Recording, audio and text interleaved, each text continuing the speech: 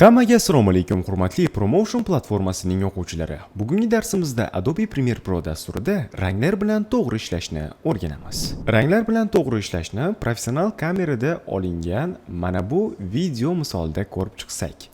Ya'ni ko'rishingiz mumkin, professional kamerada log formatda olingan bu video va mana bunaqa ko'rinishda cho'rni-beliga yaqin, ya'ni seriyroq formatda olingan, ya'ni kamerada log funksiyasi bor, S-Log 3 deyiladi va S-Log 3 da olinganda kadrlarni Premiere Pro da yoki boshqa softlarda, boshqa montaj programmalarida bo'yash anchagina osonlashadi va mukammallashadi. Ya'ni logda olingan videolarni bemalol mukammal ravishda ranglar bilan ishlab to'laqonli bo'yasak bo'lar ekan. Xo'p, keling endi mana shu umumiy videoni, seriya videoni qanaqa qilib logdan ochib to'g'ri bo'yashni ko'rib chiqamiz.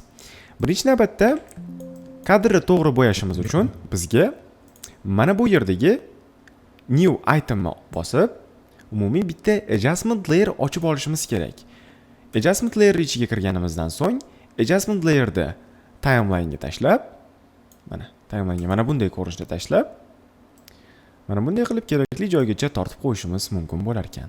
Va hozirgi qiladigan ishimiz effects bo'limidan Lumetri color effektini qidirish bo'ladi. Mana shu kadrga rang berar ekanmiz. Ya'ni Lumetri color yordamida Adobe Premiere Pro dasturida ranglarni bo'yashimiz mumkin bo'lar ekan.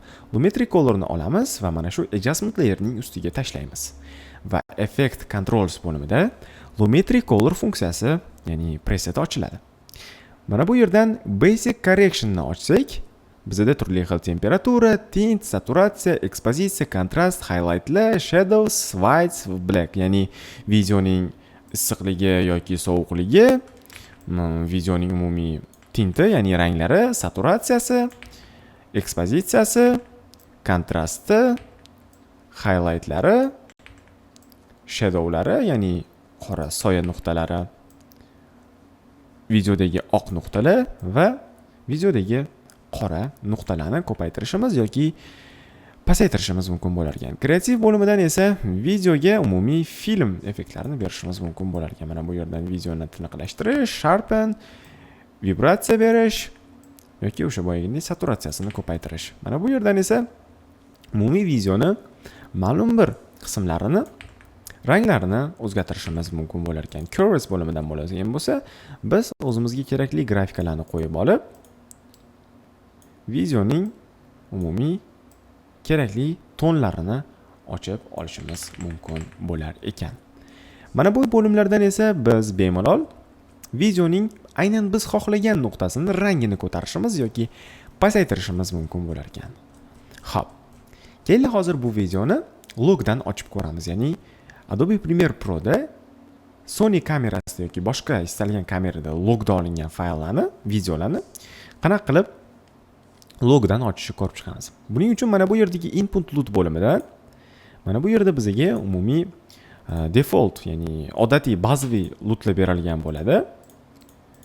Va biz o'zimizga kerakli LUTlarni tanlab olishimiz kerak bo'lar ekan. Ya'ni kamera o'sha logda olgandan keyin qanchalik ko'zingizga yaxshi tuyulsa, o'sha logdan ochadigan Rec 709 funksiyasidan LUTidan foydalanishingiz mumkin bo'lar ekan. Ya'ni bu bazaviy ranglar hisoblanar ekan. Xo'p.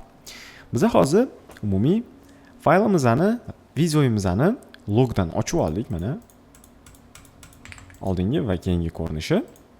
Endi yana bitta adjustment layer ochib, uni yana xuddi shunday tashlab, endi bunga yana bitta Lumetri colorni tashlashimiz kerak bo'lar ekan. Va Lumetri color yordamida biz kadrni yanada boyitamiz va ranglarini to'g'irlasak bo'lar ekan. Mana misol tariqasida basic correctionda kontrast berishimiz mumkin ozgina, highlightlarni to'g'irlashimiz mumkin, ya'ni videoning eng yorqin nuqtalari. Soyalarini to'g'irlashimiz mumkin, oq nuqtalarini to'g'irlashimiz mumkin va qora nuqtalarini to'g'irlashimiz mumkin. Hop, bu bo'lim esa bizga umumiy videoning kayfiyatini o'zgartirishga yordam berar ekan, ya'ni umumiy ranglarini. Xo'p, curves bo'limidan bo'ladigan bo'lsa, biz o'zimizga kerakli tonlarni belgilab olib, videoni ranglari bilan ishlashimiz mumkin bo'lar ekan. Xo'p. Va boya aytib o'tgan, mana bu yerdagi saturatsiyalar yordamida biz videoning aynan kerakli nuqtasini yoki ochishimiz yoki pasaytirishimiz mumkin bo'lar ekan. Xo'p, mana ko'rishingiz mumkin. Misol tariqasida pipetka yordamida ko'rsatib beraman. Вот. Videoning aynan o'sha qismlari rangi o'zgaryapti. Вот. Ya'ni boshqa qismlariga ta'sir ko'rsatmayapti, faqatgina o'sha qismlarni ranglarini o'zgartiryapmiz. Xo'p. Mana bu yerdagi color wheels bo'limidan bo'ladigan bo'lsa, umumiy videoning bo'yayotganimda umumiy tonlarini o'zgartirib tashlashimiz mumkin bo'lar ekan. Xo'p. Mana bu yerdagi bo'lim bo'ladigan bo'lsa, biz umumiy o'zimizga kerakli nuqtalarni belgilab olib, ya'ni mana shunday qilib, pastdan o'sha nuqtalarni, ya'ni aynan belgilab olgan nuqtalarimizni rangini o'zgartirishimiz mumkin. Mana aynan belgilab olgan nuqtalarim rangi o'zgaryapti. Xo'p.